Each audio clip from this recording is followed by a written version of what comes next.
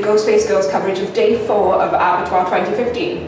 Yesterday, we kicked off with a talk about the art of Arrow and the whole thing of how they've kind of reinvented this illustrated art for DVDs and Blu-rays and sort of special collector's editions that people can keep hold of. And bringing back the old school, and there was a conversation with Humpheys. I'm a big fan of his artwork, and it's all displayed up in the Art Centre gallery currently. It's just really retro style and really captures the imagery of the films, like for example Hellraiser and Evil Dead really well. Yeah. So he knows what those films are about.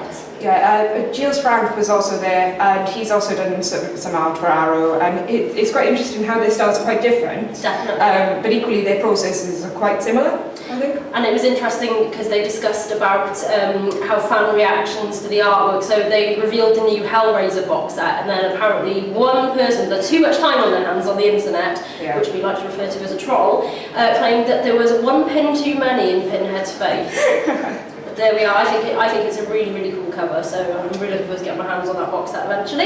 It is good. And following that was a sequel to a film we saw earlier in the week, Dr. Phibes Rises Again, which was great fun. What a fun film. I absolutely loved it. It was rushed out because of the success of the original, and they shot it within the matter of 2 months, I believe, and then it was out within another matter of months. It's campy, fun. I think the death scenes are still really inventive. Yeah. That eagle is like my new favourite character in a film ever. It's got such a charm to it, and that was really carried on by the next segment, which was the talk by Peter Fuller, which is basically going through a lot of Vincent Price's UK work. And mainly horror career, so he took us like Witchfinder General, Theatre of Blood, and it was just so like a vast kind of scope of all his work. So that was absolutely fantastic, really informative.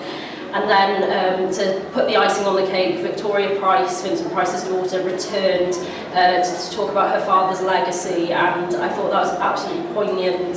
Yeah, it was really, really interesting. Definitely a few lump in the throat moments. I think we can all relate to her in some ways, like, you know, being close to your father and things like that. So it was definitely my highlight, I think, of the entire festival so far. Yeah, and it was a great sort of prelude to the Dinner with Vincent experience, which was excellent, I thought. That food was absolutely gorgeous. I think the Art Centre put on a fantastic meal. Yeah. There was also his cookbook there to purchase. It's massive, isn't it? It is huge, ridiculous. Yeah. So, that was everything for yesterday, and we'll be back to tell you about what's going on today on Day 5.